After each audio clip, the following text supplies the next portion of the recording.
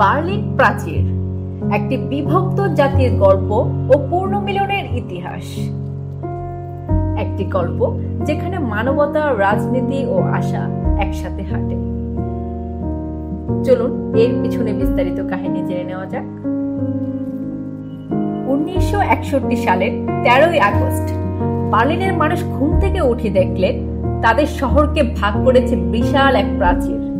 এটি ছিল পূর্ব ও পশ্চিম জার্মানির মধ্যে বিভাজনের প্রতীক, যেটা প্রায় 28 বছর ধরে মানুষকে পরিবার, বন্ধু ও স্বাধীনতা থেকে আলাদা করে রেখেছিল। দ্বিতীয় বিশ্বযুদ্ধের পর জার্মানি ভাগ হয়ে যায়। পশ্চিম জার্মানি ছিল গণতান্ত্রিক আর পূর্ব জার্মানি সমাজতান্ত্রিক শাসনের অধীনে। হাজার হাজার মানুষ পূর্ব থেকে পশ্চিমে পালাতে থাকলে সোভিয়েত ইউনিয়নের আদেশে গড়ে ওঠে কাঁটাতার ও কনক্রিটের সেই কুখ্যাত বার্লিন ওয়াল।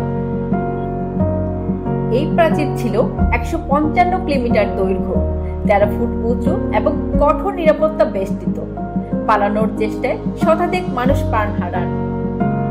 শেষমেশ 1989 সালের 9 নভেম্বর জনতার চাপের মুখে পড়ে প্রাচীর খুলে দেওয়া হয়। আনন্দে মেতে ওঠে দুই জার্মানির মানুষ। এক বছর পর 1990 সালে আনুষ্ঠানিকভাবে পূর্ব ও পশ্চিম জার্মানি একত্রিত হয়ে গড়ে তোলে আজকের এই জার্মানি।